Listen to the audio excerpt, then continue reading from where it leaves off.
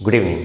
मैं अमन सर आप सभी दोस्तों का एक बार फिर से आपके अपने चैनल इंग्लिश फाउंडेशन कोर्स में स्वागत करता हूं। दोस्तों, कलेक्टिव नाउन के इस कॉन्सेप्ट में मैंने आपको पहला कॉन्सेप्ट कल समझाया है और आज के कॉन्सेप्ट में मैं उन दो पहलुओं पर बात करना चाहता हूं जो एग्ज़ाम्स के पॉइंट ऑफ व्यू से बहुत इंपॉर्टेंट है। तो ज़्यादा समय वेस्ट ना करते हुए आइए आज के कॉन्सेप्ट को हम शुरू करते हैं और समझने की कोशिश करते हैं कि जो कल टॉपिक हम लोगों ने समझा था, आज का वो जो कॉन्सेप्ट है कैसे काम करेगा। तो उन पहलुओं पे बात करेंगे। इसीलिए मैंने ये कल ही की जो क्लास थी उसका जो कलेक्टिव नाउन का जो कॉन्सेप्ट था, ग्रुप वाला मैंने अभी रखा है और कलेक्शन वाला वो अभी हमने छोड़ रखा है। ठीक है, वहीं से स्टार्ट करेंगे। लेकिन जो कल हम लोगों ने पढ़ा था उसका ये अगला कॉन्सेप्ट है। इस अगले कॉन्सेप्ट को बहुत ध्यान से देखने की ज़रूरत है क्योंकि ये फिक्स होता है, इसमें ज़्यादा चेंजेस करने की कोई ज़रूरत नहीं होती है। बट आपको ये समझना जो होगा कि क्वेश्चंस कहाँ कहाँ हमको एरर करके दे सकता है, उस एरर को कैसे आप करेक्ट करेंगे, इस पॉइंट ऑफ व्यू से आप पढ़िए। तो कॉपी पेन के साथ बैठिएगा, तभी असली मज़ा आएगा पढ़ने में। सबसे पहले कलेक्टिव नाउन अगर हम पढ़ रहे हैं तो कलेक्टिव नाउन में हम बात करेंगे किसकी, तो लिविंग बीइंग, यानी कि हम बात करेंगे व्यक्तियों की। ठीक है, अब कैसे काम करेंगे। कल जो आप लोगों ने पढ़ा था उसमें था कि कलेक्टिव नाउन जितने भी सारे मैंने बताए वो खुद सिंगुलर थे और खुद ही प्लूरल थे। उनमें S E S I S जोड़ने की आपको ज़रूरत नहीं थी। उसी के साथ एस भी लगा रहे थे, उसी के साथ आर भी लगा रहे थे। बट यहाँ पे अब आपको काम करने की ज़रूरत है। कैसे, थोड़ा उसको समझते हैं। ये बेहद ही इंपॉर्टेंट फैक्टर है जो मैं आपको यहाँ पे बताने जा रहा हूँ, वो बहुत ही इंपॉर्टेंट है। और कैसे इंपॉर्टेंट है तो ज़रा समझिए। अगर मैंने यहाँ पे लिख दिया ए टीम ऑफ, यहाँ पे लिख दिया players, a team of players, यहाँ पे लिख दिया GANG गैंग ऑफ, यहाँ पे लिख दिया रॉबर्स, गैंग ऑफ रॉबर्स। आप इसको देखते जाइए। फिर लिख दिया a group of people, a group of people. फिर मैंने लिख दिया ए हर्ड ऑफ, यहाँ पे लिख दिया कैटल। यहाँ पे लिख दिया ए क्लास ऑफ, यहाँ पे मैंने लिख दिया students, A class of students. फिर मैंने यहाँ पे लिख दिया एन, यहाँ पे लिख दिया आर्मी ऑफ, यहाँ पे लिख दिया सोल्जर्स, आर्मी ऑफ सोल्जर्स। अब ज़रा आपको यहाँ पे ध्यान से देखने की ज़रूरत है। जिस तरीके से मैंने लिखा है, कल जो कलेक्टिव नाउन का तरीका लिखा गया था उसको देख के आप इजीली समझ जाएंगे। जैसे फैमिली है, क्राउड है, पार्टी है, पार्लियामेंट है, कमिटी है, कमीशन है, असेंबली है, जो भी है। कल वाला जो कॉन्सेप्ट पढ़ा था और आज जो मैं आपको बताने जा रहा हूँ, यहाँ पे जो मैं लिख चुका हूँ, क्लियरली हर एक बच्चे को देख के उसमें डिफरेंस समझ में आ रहा होगा कि जो आप लोगों ने कल पढ़ा था और आज वाले में के स्ट्रक्चर में, अर्थ में नहीं पूछ रहा हूँ मैं, उसके लिखने के तरीके में और स्ट्रक्चर में ज़मीन आसमान का अंतर है। अगर कलेक्टिव नाउन की बात करें तो यहाँ पे बात करने वाला है समूह का। और अगर हमने लिखा है टीम, तो टीम एक आदमी से नहीं बनेगी, उसके लिए बहुत सारे प्लेयर्स का होना ज़रूरी है, जैसे मैंने कल भी बताया था। गैंग ऑफ रॉबर्स, लुटेरों का समूह। रॉबर्स का मतलब होता है लूटने वाले, लुटेरे। तो गैंग ऑफ रॉबर्स, जो एक गैंग अगर बनाना है, गैंग अगर आपको एक बनाना है, संगठन बनाना है, तो उसमें बहुत सारे लोगों का होना ज़रूरी है, तो रॉबर्स है। एक ग्रुप ऑफ पीपल, अगर लोगों का एक समूह आप बनाना चाहते हैं तो अधिक लोगों का होना बेहद ही ज़रूरी है। फिर यहाँ पे आता है एक ए हर्ड ऑफ कैटल। कैटल का मतलब होता है पशु या मवेशी, पशु या मवेशी। झुंड बनाना है तो बहुत सारे मवेशियों का, बहुत सारे पशुओं का होना ज़रूरी है। एक क्लास ऑफ स्टूडेंट्स, अगर एक क्लास हमको बनानी है तो एक स्टूडेंट से कभी क्लास नहीं बनता है, आपको मोर देन 2 स्टूडेंट्स का होना ज़रूरी है। तो वो क्या है, विद्यार्थियों की क्लास है। An army of soldiers, army अगर बनानी है तो वन मैन आर्मी केवल पिक्चर्स अच्छी लगती है, रियल में नहीं। अगर देश की आर्मी बनानी है तो आपको बहुत सारे आर्मी सोल्जर्स का होना क्या है, ज़रूरी है। ठीक है, अब ज़रा मैंने क्यों लिखा है इसको, अब ज़रा मैं इसको नंबर करता हूँ। यहाँ पे 1 नंबर, 2 नंबर, 3 नंबर और यहाँ पे क्या दे दिया मैंने, 4 नंबर। कुछ कलेक्टिव नाउन दोस्तों आपको ऐसे मिलने वाले हैं जिसमें शब्दों की संख्या 1 नहीं बल्कि 4 होने वाली है। तो यही 4 आपको क्या किया है, मिला है, 4 आपको मिला है। और इसी 4 में आपको कॉन्सेप्ट को समझना है कि इस चारों में किस टाइप के क्वेश्चंस आपके एग्जाम्स में पूछे जाएंगे और आपको किस प्रकार के क्वेश्चंस पे फोकस करना है, ध्यान देना है। अब ज़रा मैं क्या करता हूँ कि यहाँ पे इस पहले को तीसरे से मैं जोड़ देता हूँ और यहाँ पे दूसरे को किससे जोड़ देता हूँ, चौथे से जोड़ देता हूँ। याद रखेंगे, यहाँ पे एक फार्मूला मैं बना देता हूँ, इसका 1 और इसका 3। पहला फार्मूला दोस्तों बना दिया 1 3, ठीक है, और 2 और 4, यानी फार्मूला नंबर 13 और फार्मूला नंबर 24। इस फार्मूलों को ध्यान से आपको समझने की ज़रूरत है। अब ज़रा मैं बताऊं दोस्तों, ये पहला और ये तीसरा, पहला और तीसरा कभी नहीं बदलेंगे, ठीक है, never be changed, can never be changed, यानी पहला अपनी ही जगह पे रहेगा और तीसरा अपनी ही जगह पे रहेगा। ऐसे कलेक्टिव नाउन्स में जितने भी ऐसे कलेक्टिव नाउन आएंगे, ऐसे कलेक्टिव नाउन में पहला अपनी ही जगह पे रहेगा, तीसरा अपनी ही जगह पे रहेगा। ये कभी बदलने वाले नहीं हैं, ये कभी नहीं बदलने वाले हैं, ये अपनी ही जगह पे रहेंगे, यानी कि ये कांस्टेंट रहेंगे। ये कांस्टेंट है, ये कांस्टेंट का मतलब होता है नियतांक जो कभी बदलने वाला ना हो, ठीक है। हाँ, अब ज़रा बात करते हैं कि ये जो दूसरा है और ये जो चौथा है, दोनों एक दूसरे के अकॉर्डिंग क्या करते रहते हैं, बदलते रहते हैं। दोनों क्या करेंगे, दोनों एक दूसरे के अनुसार बदलते रहते हैं। यहाँ पे क्या लिखेंगे, वेरी अकॉर्डिंग टू, वेरी, उसके बाद आ गया according to each other, according to each other. ये दोनों एक दूसरे के अकॉर्डिंग बदलते रहेंगे, यानी अगर यहाँ पे टीम है तो यहाँ पे प्लेयर्स होना चाहिए, अगर यहाँ पे प्लेयर्स है तो यहाँ पे टीम होना चाहिए, अगर यहाँ पे गैंग है तो यहाँ पे क्या होना चाहिए, रॉबर्स, और अगर यहाँ पे रॉबर्स है तो यहाँ पे क्या होना चाहिए, टीम। फिर से मैं आपको ध्यान से बताने की कोशिश कर रहा हूँ कि इस प्रकार के जितने भी कलेक्टिव नाउन्स आते हैं उसमें पहला और तीसरा शब्द कॉमन रहता है जो लाइफ में कभी बदलने वाला नहीं होता है। फिर दूसरा चौथे के अकॉर्डिंग और चौथा दूसरे के अकॉर्डिंग क्या करता रहता है, बदलता रहता है। उसके बाद सबसे बड़ा जो कॉन्सेप्ट है, ये जो चौथा शब्द होगा ऑलवेज प्लूरल होना चाहिए। क्या होना चाहिए, ऑलवेज प्लूरल होना चाहिए। ये जो चौथा शब्द है जिंदगी में प्लूरल होना चाहिए। अब अगर आप पूछना चाहते हैं कि सर ये जिंदगी भर प्लूरल क्यों होना चाहिए, तो सिंपल सी बात है, अगर हम यहाँ पे ग्रुप की बात करते हैं तो टीम तो बनेगी, लेकिन प्लेयर्स तो बहुत सारे होने चाहिए ना। कई सारे प्लेयर्स मिलेंगे तभी एक टीम बनाएंगे आप, और तभी आप उसको एक समूह कह सकते हैं। अगर आपको गैंग बनाना है तो उसके बहुत सारे रॉबर्स होने चाहिए, तब जाके आप एक गैंग बनाओगे। अगर आप एक ग्रुप बनाना चाहते हैं तो उसमें बहुत सारे लोगों का होना ज़रूरी है कि नहीं। एक अगर क्लास बनाना चाहते हैं तो उसमें नंबर ऑफ़ स्टूडेंट्स बहुत ज़्यादा होने चाहिए। तो चूँकि ये कलेक्टिव नाउन पढ़ रहे हैं और कलेक्टिव नाउन किसके बारे में बात करता है, तो समूहों के बारे में बात करता है, इसलिए यहाँ पे जो चौथा शब्द है उसका लाइफ में प्लूरल होना बहुत ही ज़रूरी है। और ये एक जगह नहीं, इस प्रकार के लिखे हुए जितने भी कलेक्टिव नाउन्स आएंगे वो चौथा शब्द हमेशा ही प्लूरल होगा। पहला और तीसरा कभी चेंज नहीं होगा, और दूसरा हमेशा चौथे के अकॉर्डिंग और चौथा हमेशा दूसरे के अकॉर्डिंग बदलता रहता है, ठीक है।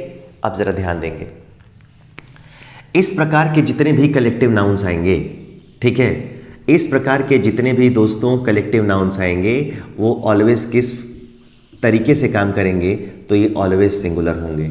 कैसे होंगे, ये ऑलवेज सिंगुलर होंगे। और अगर सिंगुलर होंगे तो मेरे प्यारे दोस्तों इसके साथ आने वाली जो हेल्पिंग वर्ब होगी वो ऑलवेज कैसी होगी, वो ऑलवेज सिंगुलर होगी। यानी आपको आपका जो सब्जेक्ट होगा कौन सा होगा, आपका सब्जेक्ट दूसरा होगा, प्लेयर्स नहीं होगा। Because we are not talking about players, we are talking about a team of players.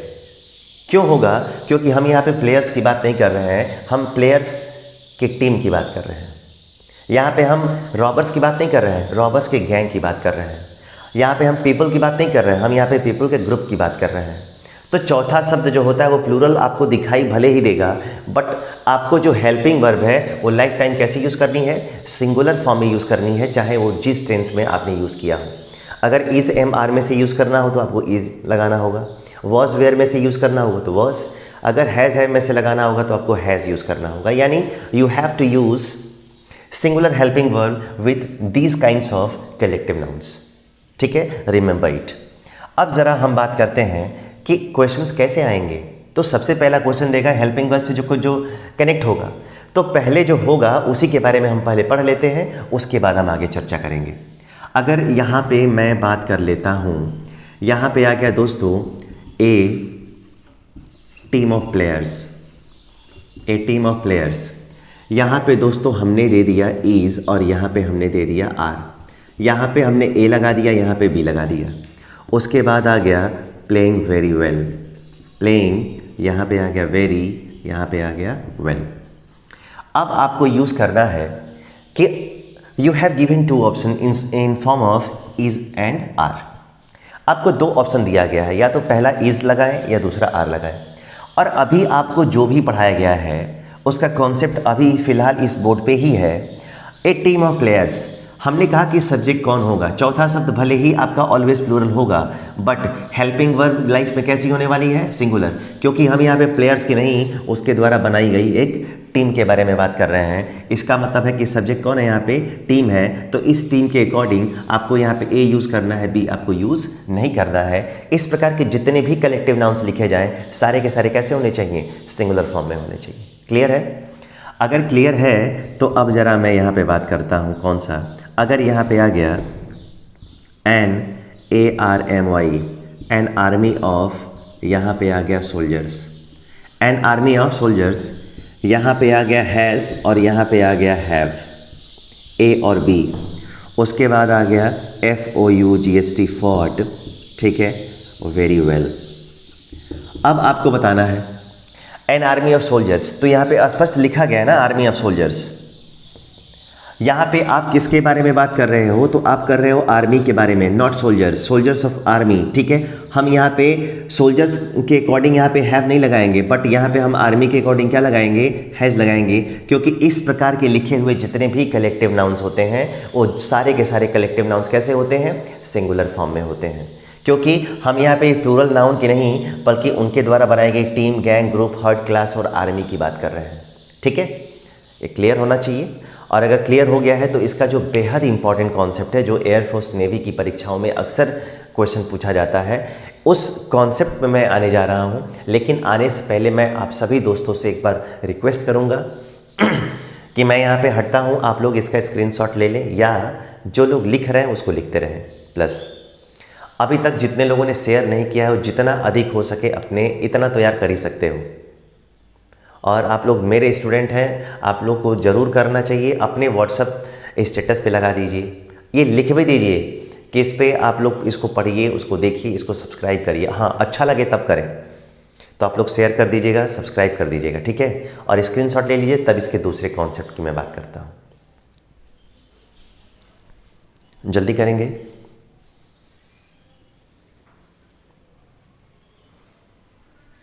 चलिए, स्क्रीनशॉट हो गया होगा। अगर स्क्रीनशॉट हो गया तो मैं ज़रा आगे बढ़ता हूँ, और आगे बढ़ूँगा तो मुझे किस प्रकार के कॉन्सेप्ट की ज़रूरत है मैं आपको बता रहा हूँ, ठीक है। अब ज़रा ध्यान दीजिए आप सभी। दूसरा कॉन्सेप्ट क्या है, क्वेश्चन कैसे आएगा। अभी तो हेल्पिंग वर्ब लगा दिया आपने। अब ज़रा मैं अगर बात करूँ कि हेल्पिंग वर्ब तो सिंगुलर फॉर्म में आएगी, आपको मालूम है, बट यहाँ पे आपको ये देखना है कि दो तरीका आपको तो समझना है, पहला और दूसरा। अगर क्वेश्चन, अगर मान लीजिए क्वेश्चन है, अगर पहला, ये पहला दिया, दूसरा दिया, तीसरा दिया, तो चौथा जो होगा वो क्या करेगा, आपसे पूछेगा।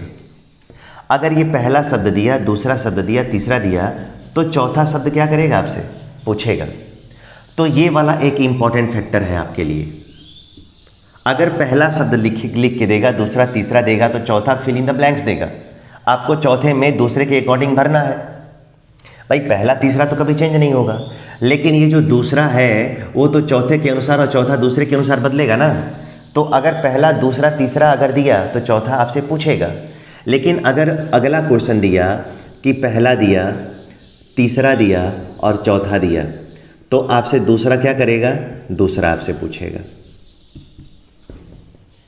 तो फिल इन द ब्लैंक्स का जब भी आपके सामने अगर क्वेश्चन आएगा तो उसको सॉल्व करते समय जरूर ध्यान दें कि पहला तीसरा तो लाइफ में कभी चेंज होने वाला नहीं है, क्योंकि वो कांस्टेंट है, और जो कांस्टेंट होता है कभी बदलता नहीं है। लेकिन दूसरा जब चौथे के अकॉर्डिंग चेंज हो रहा है, दोनों एक दूसरे के अकॉर्डिंग वेरी कर रहे हैं, इसका मतलब साफ है कि अगर दूसरा देगा तो चौथा आपसे पूछेगा, और अगर चौथा देगा तो आपसे दूसरा पूछेगा। तो इसकी जानकारी आपको होनी चाहिए। और हेल्पिंग वर्ब सिंगुलर रहती है तो लाइफ में रहेगी, उस पर कोई डाउट नहीं होना चाहिए। कैसे क्वेश्चन आएगा, तो अब ज़रा बात करते हैं। अगर यहाँ पे दे दिया ए ऑफ, यहाँ पे आ गया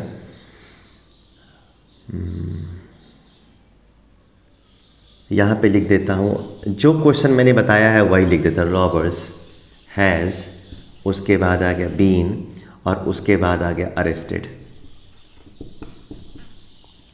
एक क्वेश्चन आ गया, एक क्वेश्चन है कि a fill in the blanks है of robbers has been arrested. आपको यहाँ पे पहला ऑप्शन दे रहा है, यहाँ पे दोस्तों होगा BUNCH, बी नंबर होगा, यहाँ पे होगा GROUP ग्रुप, तीसरा नंबर ऑप्शन होगा HERD हर्ड, और जो ऑप्शन डी होगा वो क्या होगा दोस्तों, तो यहाँ पे होगा GANG गैंग। अब आपके पास चार ऑप्शन है, इन चारों ऑप्शंस में से कोई एक ऑप्शन करेक्ट है। आप बोर्ड पे लिखा हुआ है देख सकते हैं और आप लगा सकते हैं। आप लोग ये बताने का कष्ट कर सकते हैं, कोशिश कर सकते हैं कि हाँ यहाँ पे क्या होगा। मैंने कहा कि ये पहला है, ये तीसरा है और ये चौथा है, तो दूसरा आपसे क्या किया है, दूसरा आपसे पूछा गया है। क्लियर है? और अगर क्लियर है तो अगर यहाँ पे रॉबर्स है तो आप यहाँ पे रॉबर्स देख सकते हैं, और अगर रॉबर्स आ गया तो उसके लिए क्या होना चाहिए, गैंग ना। इसका मतलब बंच नहीं होगा, ग्रुप नहीं होगा, हर्ड नहीं होगा, क्या होगा यहाँ पे आपका गैंग होगा। हो गया आंसर। तो सिंपल सा फंडा है, बस आंखों को और अपने दिमाग को खोल के रखना है, फटाफट आएगा।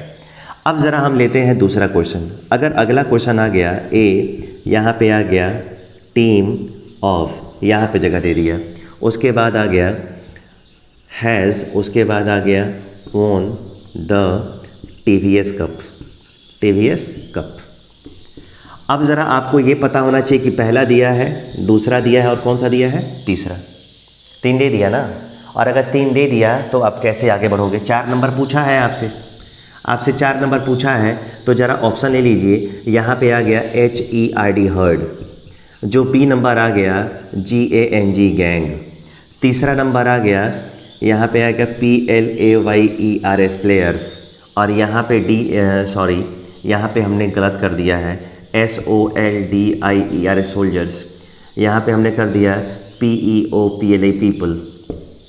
ठीक है, अब ज़रा इस ऑप्शंस में भी थोड़ा सा एक ट्रिक है, उसको ध्यान दीजिएगा। अगर पहला दिया है, दूसरा दिया है, तीसरा दिया है, तो चौथा हमसे पूछा है ना, तो चौथे में ये आएंगे ना। और अब ऑप्शन नंबर बी को देख लो, गैंग, तो गैंग किस में आता है, तो गैंग तो 2 नंबर पे होता है। इसका मतलब है कि ये तो पहले होगा ही नहीं। जब दूसरा ऑलरेडी आपको क्वेश्चन में मेंशन करके दे रखा है तो ऑप्शन में फिर दूसरा तो भरेंगे नहीं, क्योंकि एक जगह पे 2 तो काम करेगा नहीं। और अगर टीम है तो टीम के लिए हम प्लेयर शब्द का इस्तेमाल करते हैं, क्योंकि खिलाड़ियों की ही टीम होती है, इसका मतलब सोल्जर नहीं होगा। उसका बाद उसके पीपल नहीं होगा, क्योंकि पीपल का क्या होता है, पीपल का ग्रुप होता है। इसलिए जो बच गया वो ऑप्शन नंबर हमारा क्या है, वो ऑप्शन नंबर हमारा सी है। तो ऐसे करके क्वेश्चन इजीली आपको एग्जाम्स में पूछे जा सकते हैं। इसका आपको बाकायदे ख्याल रखना है, और अगर ख्याल रखना है तो इसका स्क्रीनशॉट लेना ज़रूरी है, और उससे भी ज़्यादा ज़रूरी है कॉपी पेन पे लिखना। हो सकता है कि लिखते समय, अगर मैं पढ़ाते समय थोड़ा स्पीड में अगर आगे बढ़ गया तो आप उसको रिवर्स करके देख सकते हैं, उसमें कोई बड़ी बात नहीं है। और जितनी बार देखोगे उतनी बार आपको बेनिफिट होना है। ठीक है, तो चलिए इसको लिख लीजिए, तब मैं इसके अगले एक लास्ट वाले कॉन्सेप्ट पे आता हूँ फटाक से।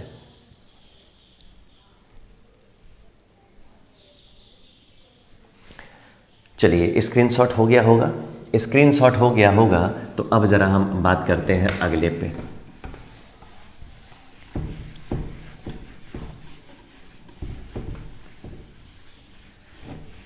सेम कॉन्सेप्ट वही है, बस आपको थोड़ा सा ध्यान देना है कि जो मैं बताने जा रहा हूँ वो किस टाइप का है। ठीक है, बस थोड़ा सा ध्यान देना है उस पर। अगर यहाँ पे हम बात करते हैं वस्तुओं के संग्रह की, वस्तुओं का संग्रह, जिसको आप लोग क्या बोलते हो, जिसको आप लोग बोलते हो collection of things, collection of things, वस्तुओं का संग्रह। हम वस्तुओं का संग्रह करने जा रहे हैं, तो अब निर्जीव वस्तुओं के बारे में पढ़ेंगे। किसके बारे में पढ़ेंगे? निर्जीव वस्तुओं के बारे में पढ़ेंगे। ध्यान से थोड़ा देखने की ज़रूरत है। सबसे पहला मैंने यहाँ पे लिख दिया BUNCH, a bunch of KEYS, keys, a bunch of keys. यहाँ पे आ गया BUNCH, ए बंच ऑफ, यहाँ पे आ गया दोस्तों ग्रेप्स। यहाँ पे आ गया ए, उसके बाद आ गया LIBRARL, A library of books, A library of books. ऐसे करके मान लीजिए, सपोज करिए कि बहुत सारे हैं इसमें, अभी बहुत सारे हैं इसमें, लेकिन मान लीजिए कि ये पहला शब्द है, दूसरा शब्द है, तीसरा शब्द है, और ये कौन सा शब्द है? चौथा। अभी जो भी आपको लगा हो, अभी जो भी हो रहा हो, उसमें आपको क्या किया गया, बताया गया कि 4 शब्द होते हैं जिसमें पहला और तीसरा लाइफ में कभी बदलने वाले नहीं होते हैं। ठीक है, बदलता कौन है? तो बदलता दूसरा चौथे के अनुसार है और चौथा दूसरे के अनुसार है, यही होता है। तो सेम कॉन्सेप्ट है, उसी कॉन्सेप्ट पे आपको काम करना है कि इसमें क्या होगा कि इसमें आपका पहला और तीसरा, ठीक है, can not be changed, can not be changed. दूसरा और चौथा, ठीक है, vary according to each other, according to each other, यानी दूसरा और चौथा दोनों एक दूसरे के अनुसार क्या होते रहते हैं? बदलते रहते हैं। तीसरा पॉइंट आपको ये जानना जरूरी है कि इस टाइप के भी जितने नाउन हो, इस टाइप के जितने भी नाउन्स होंगे वो भी कैसे होंगे? तो वो भी पहले वाले की तरह ऑलवेज सिंगुलर होंगे। कैसे होंगे? ऑलवेज सिंगुलर होंगे। और अगर सिंगुलर होंगे तो उसके साथ आने वाली जो भी हेल्पिंग वर्ब आप करोगे वो किस टाइप का करोगे? सिंगुलर करोगे। यानी जो पहला वाला था वही रिकवर हो रहा है, फिर से वही मैं आपको बता रहा हूँ। बट डिफरेंस क्या है कि यहाँ पे जो चौथा शब्द है, कीज़ है, ग्रैप्स है, बुक्स है, ये सब कैसे हैं? ये सब नॉन लिविंग है। और नॉन लिविंग होंगे लेकिन ज़िंदगी भर किस फॉर्म में आएंगे? तो जिस फॉर्म में होना चाहिए था प्लूरल फॉर्म में आएंगे, क्योंकि कई सारा मिलेगा तभी एक उसका ग्रुप बनेगा। ठीक है, अब ज़रा एग्जाम्पल्स की बात करते हैं। कैसे क्वेश्चन आएंगे ये भी आपको मालूम है। अगर मैं आपको बोलूँ ए, उसके बाद आ गया BUNCH, ए बंच ऑफ, यहाँ पे आ गया ग्रेप्स। आपको यहाँ पे ऑप्शन दिया जाए हैज़ और यहाँ पे दिया जाए हैव, उसके बाद आ गया बीन, उसके बाद आ गया सोल्ड। अगर ए बंच ऑफ ग्रेप्स के साथ अगर हेल्पिंग वर्ब आपको यूज़ अगर करनी है तो कौन सा यूज़ करेंगे आप? तो आप कहेंगे कि अगर ये बंच ऑफ ग्रेप्स है इसका मतलब सिंगुलर हेल्पिंग वर्ब होती है, इसका मतलब हैव तो हम लगा नहीं सकते हैं। हम क्या लगाएंगे? तो इस बंच के अकॉर्डिंग क्या लगाएंगे? हैज़ लगाएंगे। सेंटेंस क्या हो गया? करेक्ट हो गया। तो ऐसे करके आपको क्वेश्चन लगा सकते हैं बहुत इजीली। वो जो कॉन्सेप्ट है बहुत इजी है, उसमें कोई घबराने की बात नहीं है। मैं उम्मीद करूँगा कि जितने भी आप मेरे साथी इस वीडियो को देख रहे हैं, इसको समझने से पहले इसका पहला वाला लेक्चर ज़रूर पढ़िएगा, क्योंकि जहाँ से शुरू करेंगे वहीं से दुनिया शुरू नहीं होती है, उसके पीछे भी दुनिया होती है जिसको स्टडी करना पड़ता है। जिस प्रकार केवल करेंट अफेयर्स पढ़ने से काम नहीं चलेगा, हमें अपना अतीत भी पढ़ना है। उसी तरीके से ये लेक्चर सुनने से पहले इसका पिछला लेक्चर आप लोग ज़रूर सुनिएगा। मिलेंगे कल एक नए कॉन्सेप्ट के साथ, तब तक के लिए आप सभी लोगों का बहुत बहुत धन्यवाद।